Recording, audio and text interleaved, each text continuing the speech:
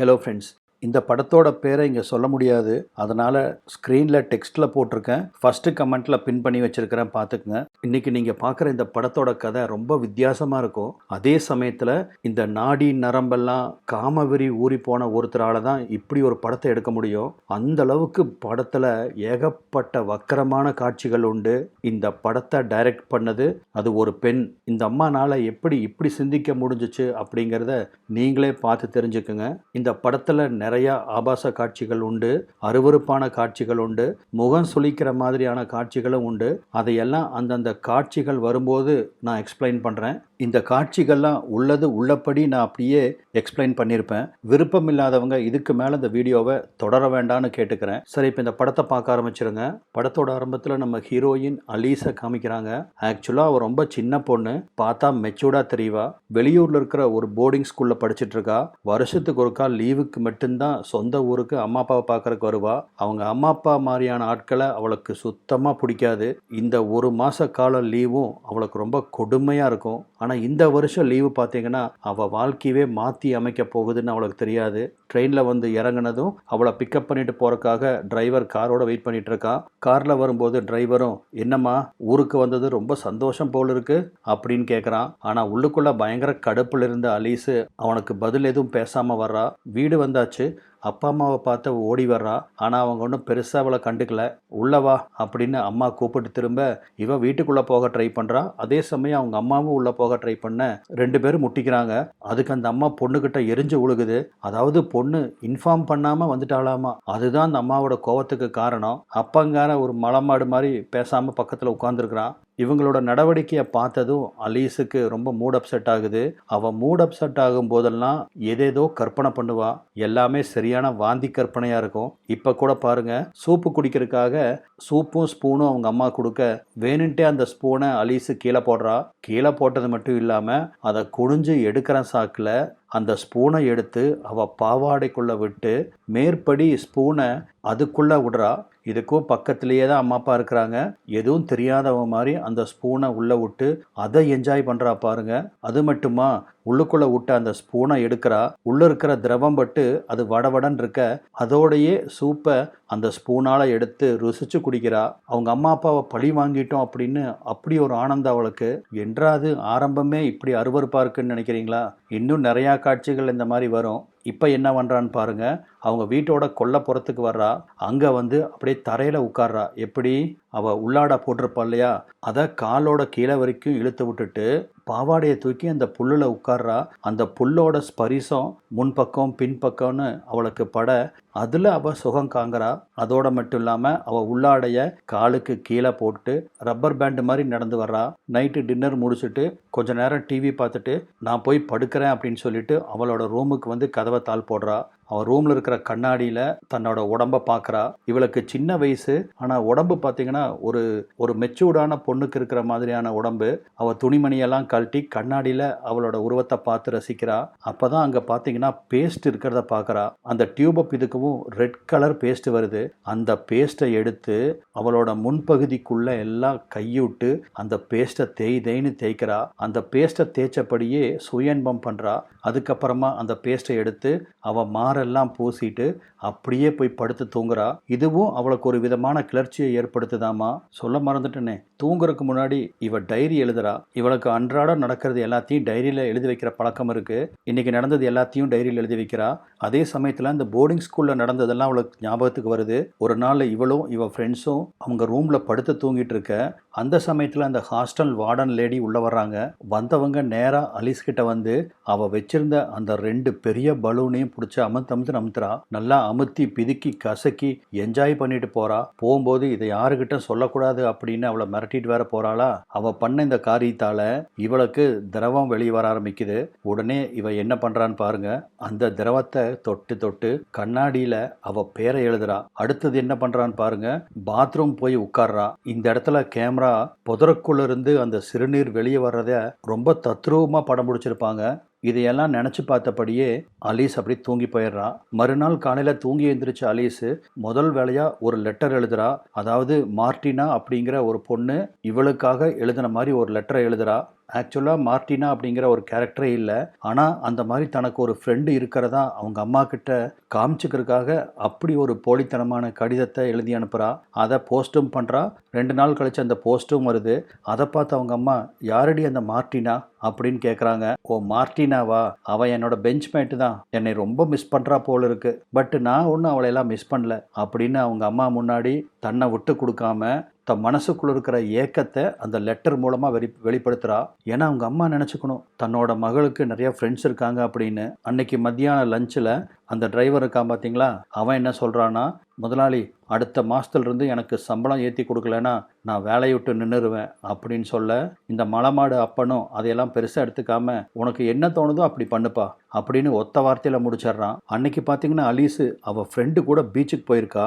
பீச்சில் சூரிய குளியல் போட்டிருக்கிறாங்க. அந்த சமயத்தில் ஹேண்ட்ஸமான ஒரு பையன் வரான். அவனை பார்த்ததும் இந்த 2 பொண்ணுகளும் டெம்ட் ஆகுறாங்க. அவனை பற்றி ஏதேதோ பேசிக்க, அதை கேட்ட அவனும் அலீஸோட காலை பிடிச்சி இழுத்து அவ கூட மும்மரமாக பண்ண ஆரம்பிக்கிறான். அந்த சமயத்தில் அலையடிச்சு தண்ணி இவன் மேலே படுது. சட்டுன்னு அலீஸு கண்ணு முழிச்சா அவள் வீட்டோட கொல்லப்புறத்தில் படுத்திருக்கிறா. அவங்க அம்மா அவள் தலைமேட்டில் நின்றுட்டு துவைச்ச துணி எல்லாத்தையும் உதறி காய போட்டிருக்காங்க. அதில் இருந்து தெரிச்ச தண்ணி தான் இது. இத்தனை நேரமாக அந்த பீச்சில் நடந்தது எல்லாமே அலீஸோட கற்பனை. அவளை பார்த்த அம்மாக்காரியும், என்னடி இது திறந்து போட்டுட்டு இப்படி படுத்திருக்க, சுற்றி முற்றும் இவ்வளோ ஆம்பளைக்கு இருக்காங்களே, உனக்கு கொஞ்சம் கூட வெக்கமா இல்லையா, முதல்ல உடம்ப மூடுடி அப்படின்னு ஒரு துணியை எடுத்து கொடுக்க, போமா நானே சூரிய குளியல் போட்டுட்ருக்கேன் அப்படின்னு சொல்லிட்டு அந்த அரகுர துணியோட எந்திரிச்சு உள்ளே வர்றா. அங்கே அவங்க அப்பா ஒரு ஆள் கூட பேசிகிட்டு இருக்கான். அவன் பேர் ஜிம்மு. இவங்க அப்பா வச்சிருக்கிற அந்த மர கடைக்கு புதுசாக வேலைக்கு சேர்ந்துருக்கான். அந்த சமயத்தில் தான் பொண்ணும் அப்பா கிட்ட, பாருங்கப்பா நான் சூரிய குளியல் போட்டேன் அப்படின்னு அவள் உடம்ப காமிக்க, இதையெல்லாம் கவனிச்சுட்டு இருந்த அம்மாவும், ஏய் முதல்ல துணி போடுறி, அப்பங்கிட்டவே போய் எல்லாத்தையும் திறந்து காமிக்கிறான் அப்படின்னு திட்டுறா. ஆனால் அந்த அப்பங்காரனும், ஒன்றும் பிரச்சனை இல்லைம்மா, அதெல்லாம் தப்பு இல்லை அப்படின்னு சொல்லிடுறான். ஆனால் அவங்க அம்மாவுக்கு இவங்க 2 பேரும் இந்த மாதிரி நடந்துக்கிறது சுத்தமாக பிடிக்கல. அப்பம் பாருங்க பொண்ணு பக்கத்தில் உட்காந்துட்டு அவள் இடுப்பில் எப்படி கை போடுறான்னு. அப்போ தான் ஞாபகம் வந்தவளா அம்மாக்காரியும், உன்னோட ரிப்போர்ட் கார்டு இந்நேரம் வந்திருக்கணுமே, ஏன் இன்னும் வரல அப்படின்னு கேட்கவும், அது வந்துரும்மா, நல்ல மார்க் எடுத்திருக்கேன் அப்படின்னு பொண்ணு சொல்கிறத அவங்க அம்மா சுத்தமாக நம்பலை. பார்த்துக்கோ, நீ நல்லா படிக்கலைன்னா இந்த வருஷத்தோட உன்னை ஸ்கூலை விட்டு நிறுத்திடுவேன், அதுக்கப்புறம் இந்த மலைமாடுக்கு உதவியாக அந்த ஆளோட மரக்கடையில் தான் போய் வேலை செய்யணும் அப்படின்னு அம்மாக்காரி மிரட்டவும், நீ உனக்கு என்ன தோணுதோ பண்ணுமா அப்படின்னு பொண்ணோட தோலை தொடுறான் அப்பனும். பொண்ணுக்கே அது கொஞ்சம் தர்ம சங்கடமாக இருக்குதுன்னா பார்த்துக்குங்க. அம்மா கிட்ட வேற நல்ல மார்க் வரும்னு சொல்லியிருக்காளா, அதனால் இவளே ஒரு ரிப்போர்ட் கார்டு தயாரிக்கிறா, எல்லாத்துலேயுமே அவன் நல்ல மார்க் வாங்கின மாதிரி. ஆனால் அலிஸோட மனசுக்குள்ள ஒரு உதறலாக இருக்குது. ஒருவேளை அம்மா இதை கண்டுபிடிச்சிட்டா என்ன பண்ணுறது அப்படின்னு நினச்சி பயந்துக்கிறா. உடனே இந்த கொசு கடிக்கிற மருந்து இருக்கு இல்லையா, அந்த பாட்டில் எடுத்து ரூம் ஃபுல்லாக அதை அடிக்கிறா. அந்த பாட்டில் இருக்கிற மருந்து தீர்ற வரைக்கும் அது எல்லாத்தையும் ரூம் ஃபுல்லாக ஸ்ப்ரே பண்ணுறா. அதோட விட்டாலா பாருங்க, அந்த பாட்டிலவே திருப்பி திருப்பி பார்த்தவ மெத்தையில போய் படுத்துட்டு அந்த பாட்டிலை அவ பின்பகுதிக்குள்ள செலுத்துறா. இந்த காட்சியும் அப்பட்டமா காமிச்சிருப்பாங்க. மறுநாள் அம்மாக்காரி குதிரலாயத்துக்குள்ள இருந்த இவளோட பழைய சைக்கிளை எடுத்து கொடுக்குறா, பொண்ணு ஓட்டிட்டு இருக்கட்டும் அப்படின்னு. அந்த சைக்கிளை எடுத்துட்டு அலீஸு அவங்க அப்பாவோட மரக்கடைக்கு வர்றா. அங்கே இருக்கிறவங்க எல்லாத்தையும் இவளுக்கு சின்ன வயசுலேருந்தே தெரியும். அதனால எல்லார்த்து கூட போய் பேசுகிறா. அவள் மற்றவங்க கூட பேசுகிறாளே ஒழிய அவள் கண்ணெல்லாம் அந்த புதுசாக வேலைக்கு சேர்ந்துருக்கிற ஜிம்மு மேலேயே இருக்குது. அவனும் ஆள் பார்க்குறதுக்கு நல்லா இருக்கானா, அதனால் அவனவே இவன் நோட்டம் போட்டுட்டு இருக்கா. ஆனால் அந்த ஜிம் பார்த்தீங்கன்னா இவளை திரும்பியும் கூட பார்க்கவே இல்லை, தான் உண்டுன்னு தான் வேலை உண்டுன்னு இருக்கான். இது அலீஸ்க்குள்ள ஒரு ஈகோவை ஏற்படுத்திருச்சு.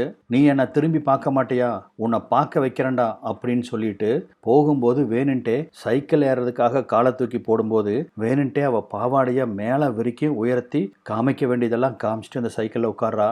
ஆனால் அதுக்கும் ஜிம்மு அசரில், அவன் பாட்டுக்கு அவன் வேலையை பார்த்துட்டு இருக்கிறான். இது அவளுக்கு மேலும் கோபத்தை ஏற்படுத்துது. என்ன பண்ணுறான்னா, அவள் உள்ளாடைய வேலைக்கு அந்த சைக்கிள் சீட்டோட முன்பகுதி இருக்கு இல்லையா, அது அவளோட முன்பகுதியில் படுற மாதிரி ஏறி உட்கார்ந்துட்டு சைக்கிளை அமர்த்துறா. சைக்கிள் மேடு பள்ளன்னு ஏறி இறங்கும்போது அந்த சீட்டோட முன்பகுதி இவளோட முன்பகுதிக்குள்ள போயிட்டு வர்றதால இவளுக்கு அது ஒரு தனி சுகத்தை கொடுக்குது. இதன் மூலமா ஜிம்மை பழி வாங்கிட்டு தான் நினைக்குது இந்த மூதேவி. அன்னைக்கு நைட்டு பார்த்தீங்கன்னா அவங்க அப்பன் அவங்க காட்டை சுற்றியும் அந்த எலக்ட்ரிக் ஃபென்ஸை கட்டி வைக்கிறான். ஏன்னா மிருகங்கள்லாம் இந்த காட்டுக்குள்ளே வந்துடக்கூடாது அப்படிங்கிறதுக்காக. மறுநாள் காலையில் அலீஸு சைக்கிள் எடுத்துட்டு திரும்பவும் அவங்க அப்பாவோட மரக்கடைக்கு கிளம்புறா. அப்போ பார்த்தீங்கன்னா அந்த ஊர் மக்கள் எல்லாரும் இவளை ரொம்ப வித்தியாசமாக பார்க்குறாங்க. அவங்க வித்தியாசமாக பார்க்கறதுக்கு ஒரு காரணம் இருக்குது. ஏன்னா இவ பாவாடையை முழுசாக தூக்கி விட்டுட்டு உள்ள ஒன்றுமே போடாமல் முன்னாடி பின்னாடி எல்லாம் தெரிகிற மாதிரி காமிச்சிட்டு சைக்கிள் ஓட்டுனா யாரு தான் பார்க்காம இருப்பாங்க. அதுவும் அந்த கடைக்கார அம்மாவுக்கு இவ பண்ணுறது சுத்தமாக பிடிக்கல. அந்த கடைக்கார பொம்பளை வேற அலீஸ் அம்மாவோட ஃப்ரெண்டு. இதுக்கு தான் இந்த பிள்ளைய டவுனில் அனுப்பிச்சு படிக்க வைக்க வேண்டாம்னு நான் சொன்னது. எப்படி தெரியுது பாரு அப்படின்னு வெறுப்பாக பார்க்குறா. ஆனால் அலீஸ் அதை பற்றியெல்லாம் கண்டுக்காம ஜாலியாக என்ஜாய் பண்ணிட்டு அந்த மரக்கடைக்கு வர்றா. இன்றைக்கும் ஜிம்மை பார்க்குறான். அந்த ஜிம்மும் இவளை பார்த்துட்டு பெருசாக கண்டுக்கல. அவன் பாட்டுக்கு அவன் வேலையை பார்க்குறான். இது மேலும் அலீஸோட ஈகோவை டச் பண்ணிருச்சு. தன்னை ஒருத்தன் உதாசீனப்படுத்திட்டான், தன்னை கண்டுக்கவே இல்லை அப்படிங்கிறத நினச்சி ரொம்ப ஏமாற்றம் அடைகிறா. நீ என்னை பார்க்க மாட்டியா அப்படின்னு தூரத்துலேருந்து அவனை கோபமாக பார்த்துட்டு இருக்கா. அந்த சமயத்தில் அவளோட கன்றாவி கற்பனை குதிரையை தட்டி விடுறா. அவள் கற்பனைப்படி அலீஸு கைகால் கட்டப்பட்டு பீச்சில் கிடக்கிறா.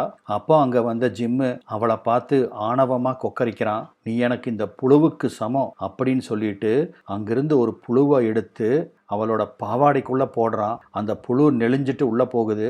அதுக்கப்புறம் அதே புழுவை எடுத்து துண்டா கட் பண்ணி அவளோட அங்கங்கள் மேலே போடுறான். அதாவது இந்த காட்சியில் என்ன சொல்ல வராங்கன்னா, ஒருத்தரோட ரிஜெக்ஷன் அடுத்தவங்களை எந்த அளவுக்கு பாதிக்கும் அப்படின்னு சொல்ல வர்றாங்களாமா. அன்னைக்கு வீட்டில் வழக்கம் போல் அவங்க அப்பா இவ பக்கத்தில் உட்காந்துட்டு இவளை கட்டி பிடிச்சபடி, நீ பேசாமல் நீ படிக்கிற ஸ்கூலுக்கே நாளைக்கு டீச்சர் ஆயிரு, இதே மாதிரி வருஷத்துக்கு ஒருக்கா 1 மாதம் வீட்டுக்கு வரலாம் அப்படின்னு சொல்லிட்டு இருக்கிறான். அடுத்தது அலீஸு அங்கே இருக்கிற ஒரு லோக்கல் பாருக்கு போகிறா.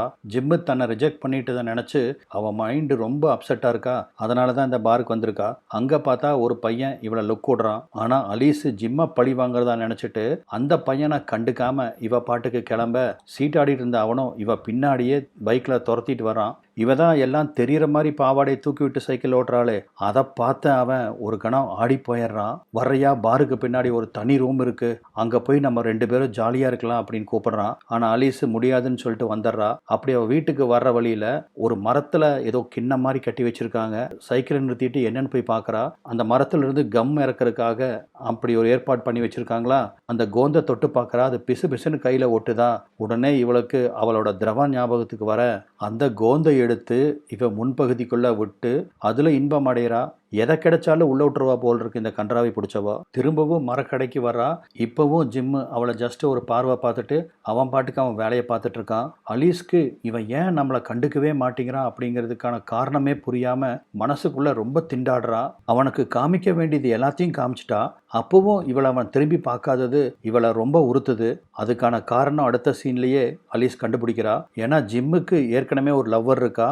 அவ கூட அவ பேசிட்டு இருக்கிறத அலீஸ் நோட் பண்றா. ஓ, இதுதான் இவன் என்னை பார்க்காததுக்கு காரணமா அப்படின்னு அந்த பொண்ணு மேலே அலீஸுக்கு பொறாமையா இருக்கு. அப்போ வேற ஒரு பையன் அலீஸை பார்த்து நம்ம 2 பேரும் டான்ஸ் ஆடலாம் வரையா அப்படின்னு கூப்பிடுறான். மூடிட்டு போடா அப்படின்னு அவன் மேலே எரிஞ்சு விழுகிறா. அந்த ஜிம்மு மேலே இருந்த ஆத்திரத்திலேயே பீச் பக்கம் வந்தவ திடீர்னு அவளுக்கு ஏதோ ஸ்ட்ரைக் ஆகுது. உடனே என்ன பண்றான்னு பாருங்க. அந்த கரையோரமா போய் உட்காந்துட்டு இவ உள்ளாடைய கலட்டுறா. அந்த அலை அப்படியே வந்து இவளோட முன்பகுதி பின்பகுதின்னு எல்லாத்தையும் நனைச்சிட்டு திரும்பவும் கடலுக்கே அந்த அலை போறது எல்லாத்தையுமே தெளிவாக காமிச்சிருப்பானுங்க. அப்போ திரும்பவும் அவளோட கற்பனை குதிரையை தட்டி விடுறா. அதாவது குளிரான ஒரு இரவில் அந்த ரூமில் கதகதன்னு பக்கத்தில் ஒரு நெருப்பு எரிஞ்சிட்டு இருக்கு.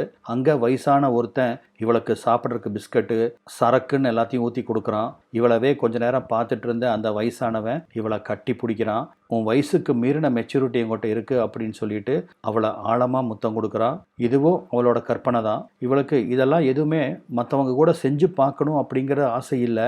ஆனால் எதை பார்த்தாலும் ஏதோ ஒரு வகையில் கற்பனை பண்ணி அந்த கற்பனையில் வாழ்ந்துட்டு இருக்கிற ஒருத்தி தான் இவ. இப்போ இந்த சீனில் பார்த்தீங்கன்னா அலீஸு பாத்ரூமுக்குள்ளே ரொம்ப ஹெவியாக மேக்கப் போட்டிருக்கா. மற்றவங்க கிட்ட தன்னை இன்னும் அழகுபடுத்தி காமிக்கணும் அப்படின்னு தான் இந்த ஹெவியான மேக்கப்பு. அவங்க அம்மாக்காரி ரொம்ப நேரமாக பாத்ரூமுக்காக தட்டிட்டு இருக்கா. ஆனால் இவ பதிலே சொல்லலை. மேக்கப் எல்லாம் முடிச்சுட்டு கதவை திறக்க அவங்க அம்மா கோவமாக காதில் புகைய விட்டு நின்றுட்டு இருக்கிறா. அவங்க அம்மாவை பார்த்தோன்னே சட்டுன்னு லிப்ஸ்டிக் போட்ட வாயை பொத்திட்டு ஒன்றும் இல்லம்மான்னு சொல்லிட்டு ஓடிடுறா.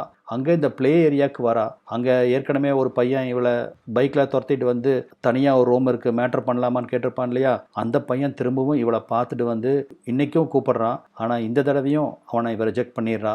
அந்த சமயத்தில் தான் ராட்டினத்தில் ஏறி உட்கார்றா. பக்கத்தில் ஒரு வயசானவனை உட்காந்துருக்க. ராட்டினம் வேகமாக சுத்த ஆரம்பிக்குது. அந்த வயசானவனோட கை இவளோட முன்பகுதிக்குள்ளே போகுது. ஆரம்பத்தில் அவன் கையை தட்டி விட்டு பார்க்குறா. ஆனால் வற்புறுத்தி திரும்பவும் அவன் கையை உள்ள விட இவளும் ஒரு கட்டத்தில் அதுக்கு சம்மதிச்சு நல்லா என்ஜாய் பண்ணுறா. வீட்டுக்கு வந்த அலீஸு அவள் உடம்புல ஒரு விதமான மாற்றம் ஏற்பட்டதை உணர்றா.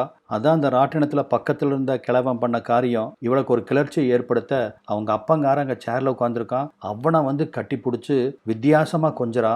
அந்த சமயத்தில் அப்பனோட பேண்ட்டை இவ பார்க்கவும் அந்த சமயத்தில் அந்த மலமாடுக்கு கிளர்ச்சி ஏற்பட்டிருக்க அது என்ன அப்படின்னு புரியாம அலீஸு முழிக்கிறா. ஏன்னா இது வரைக்கும் அலீஸு எந்த ஆணோடதையும் நேரில் பார்த்ததில்ல. அதனால இது அவளுக்கு என்னன்னு புரியல. ஆனால் இதையெல்லாம் அவங்க அம்மா ரொம்ப வெறுப்பாக பார்த்துட்டு இருக்கிறா.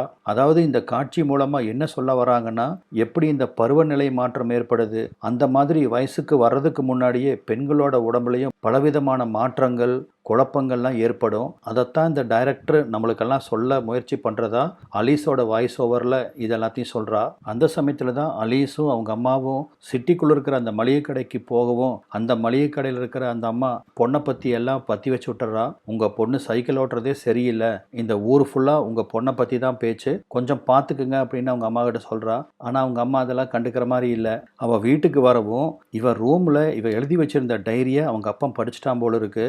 அதாவது இப்போ தான் அலீஸு வயசுக்கு வந்திருக்கிறா. அதெல்லாம் தெரிஞ்சுக்கிட்ட அவங்க அப்பா அலீஸ் பக்கத்தில் வந்து, உன்னோட உடல் இப்போ மாற ஆரம்பிச்சிருச்சு, உன்னோட எண்ணங்கள் எல்லாமே ரொம்ப குழப்பமாக இருக்கும், அதனால் கொஞ்ச நாளைக்கு நீ வீட்டை விட்டு போகாத, எந்த ஆணையும் பார்க்காத, யாராவது உங்கள்கிட்ட ஏதாவது தப்பாக நடந்துக்க முயற்சி பண்ணியிருக்காங்களா அப்படின்னு கேட்குறான். இல்லைன்னு இவளும் சொல்கிறா. இப்போ அடுத்த காட்சியில் பார்த்தீங்கன்னா அலீஸு வழக்கமாக அந்த கொல்லப்புறத்தில் அவங்க அம்மா துணி காய போட்ட இடத்துல சூரிய குளியல் போடுவா இல்லையா, அந்த மாதிரி படுத்திருக்கிறா.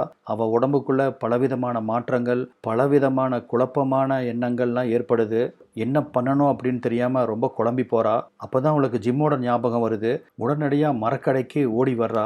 அங்கே பார்த்தா ஜிம்மு ஒரு ஓரமாக நின்று ஒன்றா போயிட்டுருக்கான். இது அலீஸ்க்கு ஒரு கிளர்ச்சியை ஏற்படுத்த அவளோட உள்ளாடையை விளக்கிட்டு அந்த மணல்லையே அப்படியே உட்கார்றா.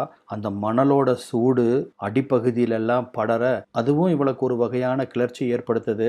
அந்த சமயத்தில் ஒன்றா போயிட்டு வந்த ஜிம்மு இவ பக்கத்தில் வந்து நின்று இவளை ஒரு லுக் விடுறான். ஆனால் வழக்கம் போல் இவளை லுக் விட்டுட்டு அவன் பாட்டுக்கு நடந்து போக, இப்போ அவள் கற்பனையில் ஜிம்மும் இவளும் கடற்கரையில் 2 பேரும் பக்கத்தில் இருக்கிற மாதிரி கனவு காண்கிறா. பாவாடையை தூக்கி விட்டபடி 4 கால்ல அவனுக்கு நடந்து காமிக்கிறா. இவளோட எல்லாமே அவனுக்கு தெரியணும் அப்படிங்கிறதுக்காக இவன் பக்கத்தில் ஓடி வர அவளும் அவங்ககிட்ட எதையோ எதிர்பார்த்து நிற்கிறா. ஆனால் அவன் பார்த்தீங்கன்னா அங்கே இருக்கிற மஞ்சப்பூவெல்லாம் பொறிச்சு அவள் தலையில் வச்சு அழகு பார்க்குறான். ஒரு நாள் அலீஸ் அப்படியே காலார நடந்துட்டு இருக்கிற சமயத்தில் ஒரு விஷயத்தை கண்டுபிடிக்கிறா. அதாவது அவங்க அப்பனுக்கு வேற ஒரு பொண்ணு கூட தொடர்பு இருக்குது. அவங்க 2 பேரும் ஒன்றா இருக்கிறத பார்க்குறா. அப்பன் வர்றதுக்கு முன்னாடியே இந்த விஷயத்த அவங்க அம்மா கிட்ட வந்து சொல்லிடுறா. அப்பா வீட்டுக்கு வரவும் புருஷ பொண்டாட்டிக்குள்ள பெரிய தகராறு வெடிக்குது. இது எல்லாம் ஓரமாக நின்று அலீஸ் வேதனையோட பார்த்துட்டு இருக்கா. அன்னைக்கு நைட்டு ரூமுக்குள்ள அலீஸ் தனியாக இருக்கும்போது ஒரு பேனா எடுத்து அவள் கீழ்ப்பகுதியில் அந்த ரெட் கலர் இன்கை எல்லாத்தையும் தேய்ச்சிக்கிறா. அதாவது இவ என்ன நினச்சிக்கிறான்னா, இவ யாரோ கூட உறவில் இருந்து அதன் மூலமாக இந்த கரை ஏற்பட்டிருக்கிறதா கற்பனை பண்ணிக்கிறா. அதோட மட்டும் நிறுத்தாமல் மெழுகுவத்தியை பற்ற வச்சு அந்த சூடான வேக்ஸை அவள் கையிலெல்லாம் ஊற்றி அதை எடுத்து அந்த இடத்துல தேய்ச்சிக்கிறா. ரொம்ப வலிக்குது. இருந்தாலும் அதில் ஒரு விதமான கிளர்ச்சி இவளுக்கு ஏற்படுது. அன்னைக்கு பார்த்தீங்கன்னா ஜிம்மோட காரு அலீஸோட வீட்டுக்கு வருது. எதுக்காக இவன் வீட்டுக்கு வரான் அப்படின்னு பயந்துட்டு அலீஸ் ஓரமாக நின்று ஒளிஞ்சு பார்க்குறா. அவங்க அம்மாவும் இவனை பார்த்துட்டு இருக்க யாரையும் கண்டுக்காம நேராக அவங்க அப்பாவோட ரூமுக்கு வந்த ஜிம்மு, எனக்கு சம்பளம் அதிகமாக கொடுத்தா நாங்கள் வேலைக்கு இருப்பேன், அப்படி இல்லைன்னா வேலையை விட்டு நிற்பேன் அப்படின்னு பேசிகிட்டு இருக்கிறான். இதனால் அவங்க 2 பேர்த்துக்கும் கொஞ்சம் முட்டிக்குது. இந்த சமயத்தில் ஜிம்மோட காரை பார்த்த உடனே அவன் காருக்குள்ளே போய் உட்காந்து அவன் டேஷ்போர்டில் என்ன இருக்குன்னு பார்க்குறா. அங்கே ஒன்றுமே கிடையாது, வேஸ்ட்டாக டேப்புக்கு தான் கிடக்குது. அதை எடுத்து அந்த காரோட விண்ட்ஷீல்டு எல்லாத்தையும் ஓட்டிகிட்டு இருக்க அவங்க அப்பா கிட்ட சண்டை பிடிச்சிட்டு ஜிம்மும் காருக்கு வர, என் காரை என்ன பண்ணிட்டு இருக்க, இதை எல்லாத்தையும் நீ தான் சரி பண்ணணும் அப்படின்னு சொல்ல, நான் சரி பண்ணுறேன் அப்படின்னு ஒத்துக்கிறா. காரை விட்டு இறங்காமல் 2 பேரும் காரில் அந்த காட்டுக்குள்ளே போகிறாங்க.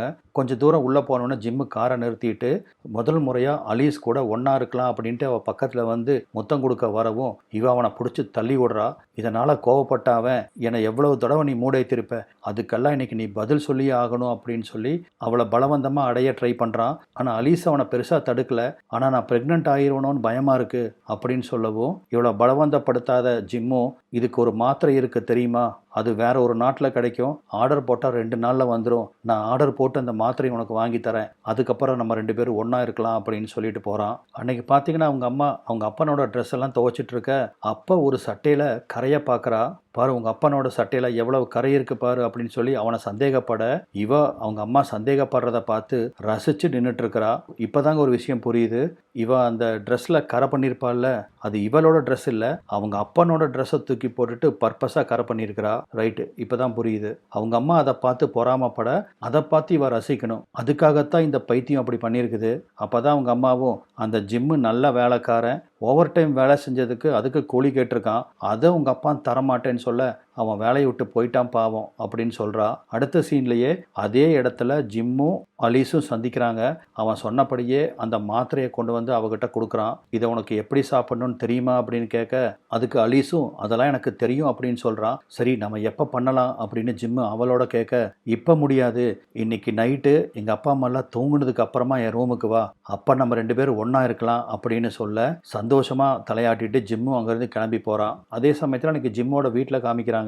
நைட்டு டின்னர் சாப்பிட்டுட்டு இருக்க பக்கத்துலேயே அவன் லவ்வரும் உட்காந்துருக்கா. அப்போ தான் அவங்க அம்மாவும் வருங்கால மருமக கிட்ட சீக்கிரம் சமைச்சு பழகு அப்படின்னு சொல்லிட்டு இருக்காங்க. சாப்பிட்டு முடிச்ச ஜிம்மு அங்கேருந்து கிளம்புறான். எங்கடா போற அப்படின்னு அம்மா கேட்கவும், நான் எங்கேயோ போவேன், இதெல்லாம் உங்ககிட்ட சொல்லணுமா, பேசாம உன் வேலையை பாரு அப்படின்னு சொல்லிட்டு கிளம்புறான். அதே சமயத்தில் இங்கே அலீஸோட வீட்டில் காமிக்கிறாங்க. அலீஸோட பெட்ரூம் லைட் ஆஃப் பண்ணிட்டு சரி படுத்து தூங்கு அப்படின்னு சொல்லிட்டு அவங்க அம்மா வெளியே போக, ஜிம்மு எப்போ வருவா அப்படின்னு அந்த இருட்டுக்குள்ள அலீஸ் காத்திருக்கா. காத்துட்டு இருந்தவ கொஞ்ச நேரத்தில் அப்படியே தூங்கி போக, காலையில் அக்கம் பக்கத்தில் ஒரே சத்தமாக இருக்கு. யார் யாரோ அழுகிற சத்தமெல்லாம் கேட்டு என்ன ஏதுன்னு எட்டி பார்க்குறா.